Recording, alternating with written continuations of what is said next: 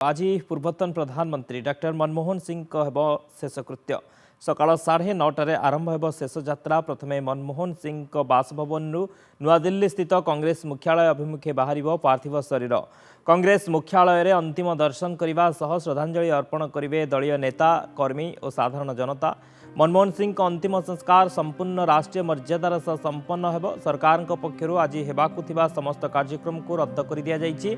पूर्वतन प्रधानमंत्री डॉक्टर मनमोहन सिंह परलोक में कांदुछि सारा देश। चारिआडे शोकर छाया खेली जाइए। 7 दिनिया शोक पालुछि देश। सबुठी जातीय पताका अर्धनमित बातिल होइछि समस्त सरकारी कार्यक्रम। श्रद्धांजलि जणाउछंती नेता जनता और दलीय कर्मी।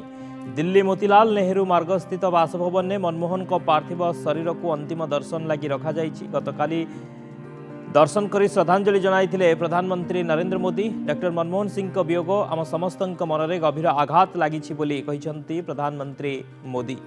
देश विभाजन समय भारत को आसी जीवन समस्त क्षेत्र में उपलब्धि हासिल करने सहज साध्य कथा नुह। जड़े श्रेष्ठ व्यक्तित्व एवं विद्वान अर्थनीतिज्ञ भावे मनमोहन को देश सर्वदा मने पकाइब बोली कहिसंती प्रधानमंत्री। प्रधानमंत्री मोदी केंद्र गृहमंत्री अमित शाह एवं बीजेपी राष्ट्रीय अध्यक्ष जेपी नड्डा मनमोहन सिंह को श्रद्धांजलि जणाइथिले। राष्ट्रपति द्रौपदी मुर्मू, उपराष्ट्रपति जगदीप धनखड़, विरोधी दल नेता राहुल गांधी, सांसद प्रियंका गांधी, कांग्रेस नेत्री सोनिया गांधी बासभवन को आसी मनमोहन को श्रद्धांजलि जणाइथिले।